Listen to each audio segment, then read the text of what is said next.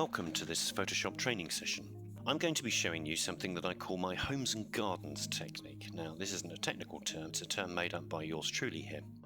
For many years I've worked in magazine publishing, and one of the things that I used to have to show people a lot was selectively changing, lightening, darkening, changing colours, all those things, parts of images, particularly when we want to navigate the viewer's eye to a particular area of an image. I call it my homes and gardens technique because I predominantly used to use this in homes and gardens types of magazines.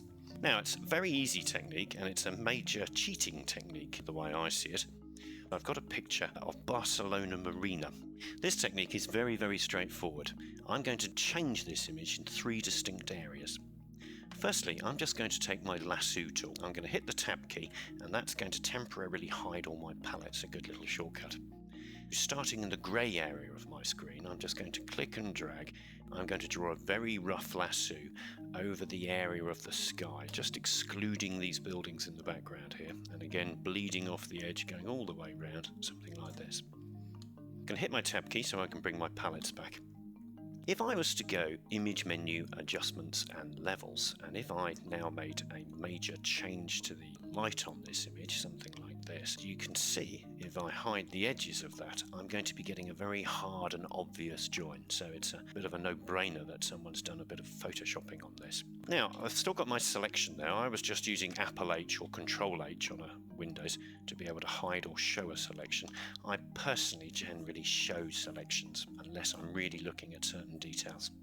I'm going to click Refine Edges, and in Refine Edges I've chosen to put about a 30 odd, maybe a 40 pixel feather, which is going to create quite a soft edge, as you can see. So this is going to really vignette in or gradate in my change when I make it. So if I now click OK, and then I do Apple L or Control L on Windows for levels.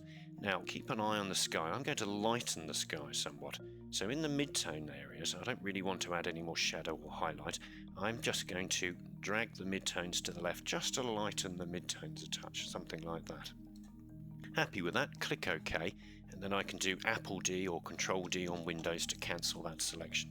And you really can't see much of a threshold or a change because of the soft edging technique.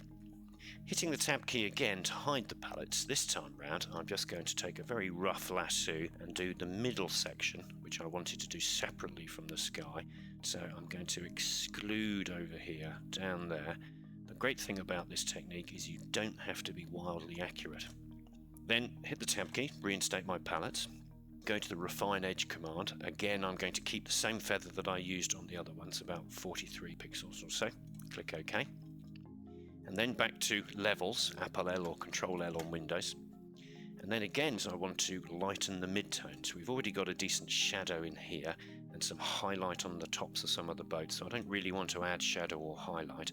So I'm just going to drag the mid-tones to the left, and then you can see how I'm lightening up this picture much more because it was a little dark. Finally, click OK onto that part there. Now the last part, I'm going to do Apple D or Control D to cancel that selection. I just want to bring a little more detail out of this decking in the foreground. Now here I'm going to use a slightly different technique. I've got the lasso tool and I'm going to hold down the Alt key, and holding down the Alt key puts it into what I call the point-to-point mode. So I'm going to click outside here, I'm keeping the Alt key down, and then it just follows me like a little string. So it allows me to set a slightly more accurate selection. I'm quite happy with the seat. I'm just going to go around it very roughly, something like this. And then let go of the Alt key and it joins that part up. Again, I'm going to go to Refine Edges, and this time my feather I'm quite happy. Maybe just take it down a little bit so you can see it shortens the distance to the edge of the decking there, just a touch. Maybe I've gone too far, maybe something like that. Click OK, so I've now got just that area of decking selected. Again, Apple L or Control L for levels. And then what I want to do is I want to move the tone slider. I'm going to change the midtones to the right, which is going to make the midtones a little darker, which is going to bring more detail out of the decking, and then correspondingly add a little more highlight that's going to bring up the level of contrast somewhat. So I can then click OK, and then Apple D or Control D to cancel that selection. Finally, as I always like to do, I'm going to call up my history, and then I'm going to take a snapshot, and I'm just going to double click the snapshot and call it After Levels and hit return. Finally, I can then switch between the two images just to see the change. So there's the original image. You can see it's really quite dark, lacking detail here, quite a lot of hard shadows over here, not a lot of information for the eye to grip onto. And then this version, which is just much lighter and brighter and a lot more detail and a lot more inviting to view. So a nice easy technique. Stick with it, use it lots, it'll serve you really well, the Homes and Gardens technique.